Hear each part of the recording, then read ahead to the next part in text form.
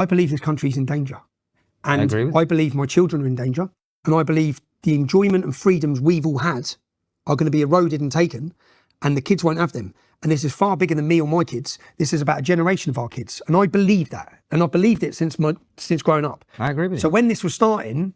What do you mean by freedoms, by the way? I mean that the ability to speak, because they just curtail and suppress, and it suits the government as well. So they create the problem a lot of the time, which they're doing. And I think maybe I've played my part in that role where they want us all clashing with each other. Because as we're clashing with each other, we're not looking at them. And they want everyone separated into gay, straight, black, white, BLM, this group, that group. You're all warring with each other. And whilst you're warring with each other, they're implementing so many laws that you're not even listening about. And all those laws are going to curtail and prohibit your speech and your ability to even have discussions on any of these issues. And the reason being that most of the issues are coming from the government. It's their failure. It's all their problems. Yeah. I don't blame Muslims for coming here. I don't blame Muslims in the UK for wanting Sharia law, because this tells them to want it. Yeah. So I don't blame them. Well, let's come back to that, right? So you go to America, you because you thought you had an important message. Yep. I spent 2 days in New York. If I knew I was going to do 22 weeks in solitary confinement, I'd spent a few months touring, wouldn't I? Yeah. I spent 2 days. I've got 22 weeks in solitary. Whilst I'm in there, I get sent a Quran by Muslims, and to try and convert me. So I take the Quran. I think, right, I've got a lot of time on my hands here. Let's have a look at this book. Right? Now, I don't know how many people know this, but the Quran is not in chronological order. I didn't know this. So one thing Muhammad says one day is next to something he says 20 years later. So for you to try and, any of us to try and make sense, it's like what the Christians used to do. They wanted everyone illiterate so they could control the population. Yeah? The Quran is like an encrypted war manual that you can't make sense of. Yeah? And it's important that you can make sense of it, because abrogation in Islam means whatever Muhammad says later in his life supersedes what he says earlier. So if there's two contradictory verses, if he says love the Jews and then later he says kill the Jews, then which one did he say later? Yeah? This one matters. This prohibits this one. So they give me the Quran. And then I thought, right, let me make a few points here.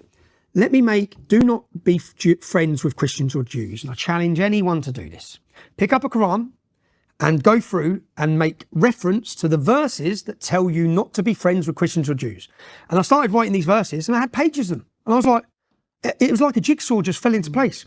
Everything I've seen growing up, the Muslim playground, the Muslim dinner tool, the friends who side with them, well, they're taught from a little age. Supremacy, they're taught not to be friends with us. They can't be friends with us. 70% of this book talks about us, how they need to treat us. So as I'm reading it, I started making sense of it. And that was and I didn't stop after that, if I'm honest. I didn't stop learning. And then when I got out of jail, I thought, right, many people watching this probably just think Jesus is like Muhammad. Muhammad is like Jesus. Two prophets, two alleged prophets. Right, they're nothing like each other.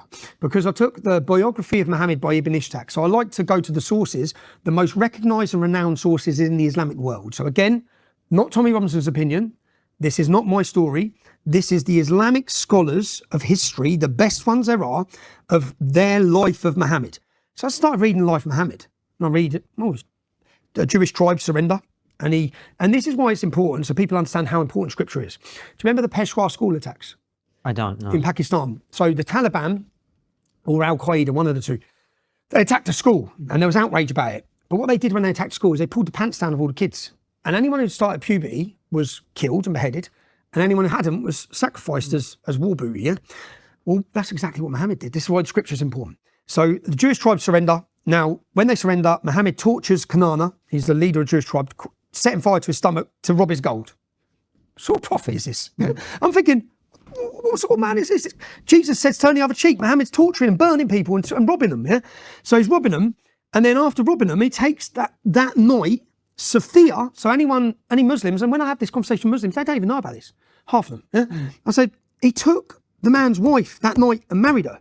Now here's the two different worldviews. I see that as raping the man's wife that night.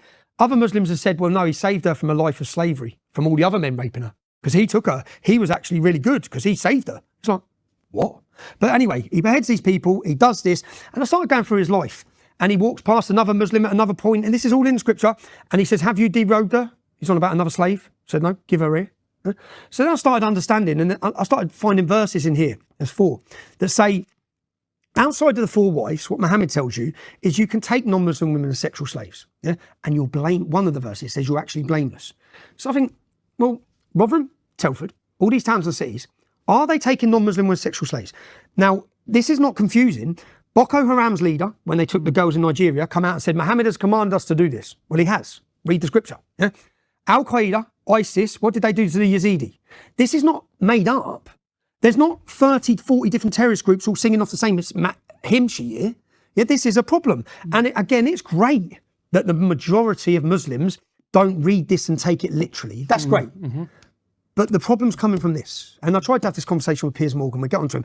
I tried to have this conversation. So what I've done, so as I learned more, I then learned about Islam. I learned about Muhammad. I think we need to understand who Muhammad was. Yeah? If we've got 4 million British Muslims now who think Muhammad was perfect, and Muhammad married a 6-year-old girl when she was 9, we're going to have a problem. If Muhammad beheaded and took sexual slaves, we're going to have a problem. If Muhammad taught all this, in the Quran, 7% of Mein Kampf is Jew hatred. 7%. 11% of that book. Mein Kampf is banned. This isn't banned. This is taught across the whole country. Now, you're not even allowed to have this conversation. And the Labour government... Well, you are. Yeah. We're having this conversation. We're having it, but Labour government want to bring in Islamophobia laws that would prevent us even having this conversation.